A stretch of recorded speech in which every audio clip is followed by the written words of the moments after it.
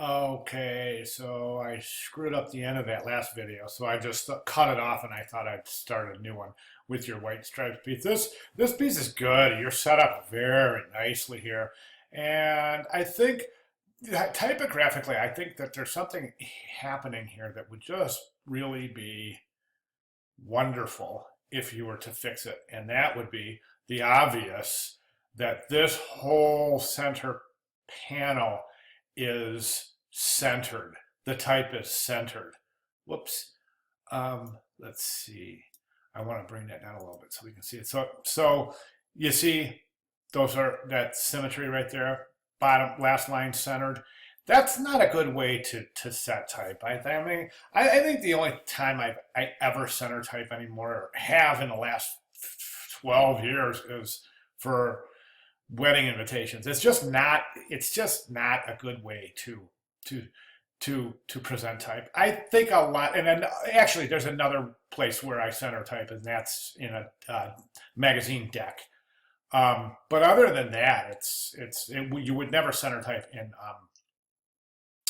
um, body copy. So you got a couple of decisions to make here. I'm thinking that this is too long right here because you're asking the viewer to do quite a jump here from here to here. Although if you only keep it to a few lines like this, I think you'll be okay. But let's justify this type with the last line left aligned.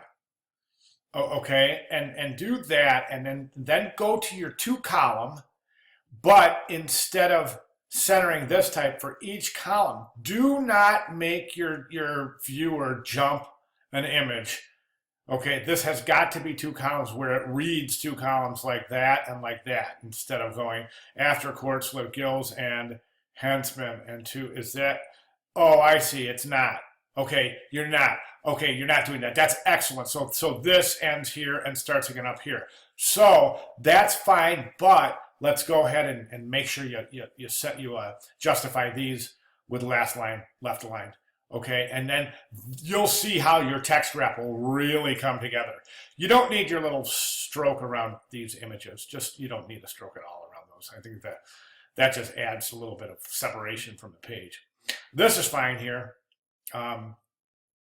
And then to end this article, I think a couple more lines of that long text character count is okay, but keep it just to a couple of lines. All right, and then so we have this other problem, and that's I'm gonna Command R this, and then let's take a guide and let's just stop at the baseline, and you can see your baselines don't align, and that's really bothersome to the eye. These line up, but your baselines don't. So figure that out, okay? Oh, this indent is like 9 spaces deep. You only have to indent 2 or 3 spaces, or 3 spaces. I'm sorry, 3 or 4 spaces. That's it. I'm looking for widows and orphans, and I don't see any, so good job there. This I wouldn't do this because that center, that's called a gutter, that center line, that's going to be implied anyways. But I'm going to go ahead and say, yeah, this is fine, but do the same thing with this type column that you did here. Left align, last line. Or actually, left line, right. That's fine right there. Even though you're justifying in here, these are left line, right. So the consistency is there. Okay, and then the same thing here, unless you want to justify that to be consistent with where we justified this type. Okay, so I think when we're done, you're gonna have a nice little mix of justified type versus left align right, and then we're gonna clean up these left margins by pulling that indent in, and I think that we're gonna have some really interesting things going. Oh, and white stripes, awesome, but thank you so much for not using, yes, you guessed it, black and red. I think that that would have been just too obvious. Let's clean this illustration up a little bit, do something really interesting with that. You got to take a look. You can do some die cuts in there, some really interesting things going on. And if you just Google die cut techniques or examples of cool die cuts or whatever, and do image search, you'll see what I mean. Some pretty really really very cool stuff going on. All right, cool. Any questions? Give me a holler. Thanks. Good job.